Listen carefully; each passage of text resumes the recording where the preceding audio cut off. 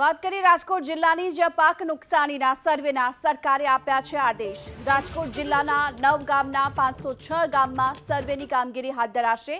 રાજકોટ જિલ્લાના 506 ગામના 57 ટીમ આ સર્વે કરશે અને નુકસાનીનો સર્વે કર્યા બાદ પાક નુકસાનીનો રાજ્ય સરકારને અંગેનો રિપોર્ટ પણ સોંપવામાં આવશે।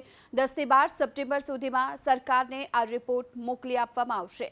તો 506 ગામમાં કુલ 57 જેટલી ટીમ નુકસાનીનો સર્વેની કામગીરી હાથ ધરશે અને ત્યારબાદ જો કે 10 થી 12 સપ્ટેમ્બર સુધીમાં આ સર્વેની કામગીરી પૂરી થયા બાદ સરકારને અંગેનો રિપોર્ટ પણ મોકલી આપવામાં આવશે।